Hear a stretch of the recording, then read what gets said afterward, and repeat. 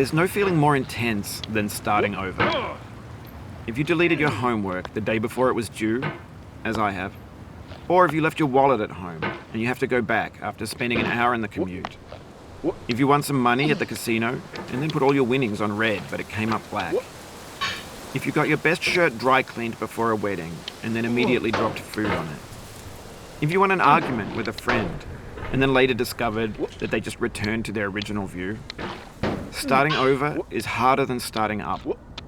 If you're not ready for that, like if you've already had a bad day, then what you're about to go through might be too much.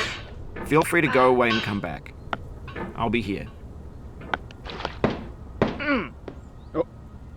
Alright, thanks for coming with me on this trip. I'll understand if you have to take a break at any point. Just find a safe place to stop and quit the game. Don't worry, I'll save your progress, always, even your mistakes. This game is a homage to a free game that came out in 2002, titled Sexy Hiking. The author of that game was Jazzuo, a mysterious Czech designer who was known at the time as the father of B games. And B games are rough assemblages of found objects. Designers slap them together very quickly and freely, and they're often too rough and unfriendly to gain much of a following. They're built more for the joy of building them than as polished products. In a certain way, Sexy Hiking is the perfect embodiment of a B game. It's built almost entirely out of found and recycled parts, and it's one of the most unusual and unfriendly games of its time. In it, your task is simply to drag yourself up a mountain with a hammer. And that act of climbing, in the digital world or in real life, has certain essential properties that give the game its flavor. No amount of forward progress is guaranteed. Some cliffs are too sheer or too slippery. And the player is constantly, unremittingly in danger of falling and losing everything.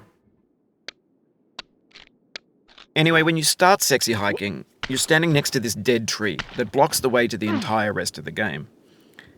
It might take you an hour to get over that tree, and a lot of people never got past it. You prod and you poke at it, exploring the limits of your reach and your strength, trying to find a way up and over.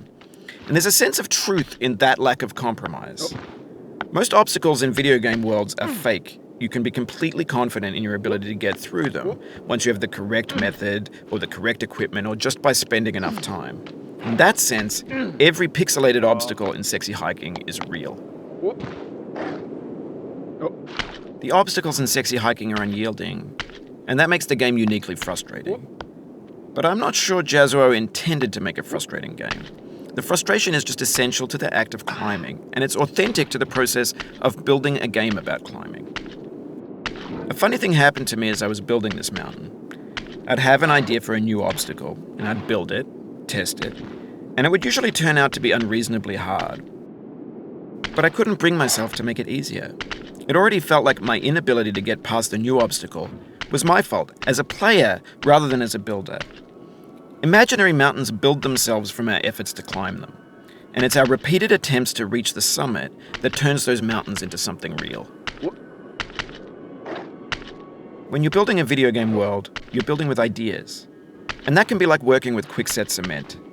You mold your ideas into a certain shape that can be played with, and in the process of playing with them, they begin to harden and set until they're immutable, like rock. And at that point, you can't change the world. Not without breaking it into pieces and starting fresh with new ideas. For years now, people have been predicting that games would soon be made out of prefabricated objects, bought in a store and assembled into a world. And for the most part, that hasn't happened, because the objects in the stores are trash. I don't mean they look bad or that they're badly made, although a lot of them are. I mean they're trash in the way that food becomes trash as soon as you put it in the sink. Things are made to be consumed and used in a certain context, and once the moment is gone, they transform into garbage. In the context of technology, those moments pass by in seconds. Over time, we've poured more and more refuse into this vast digital landfill that we call the internet. It now vastly outnumbers and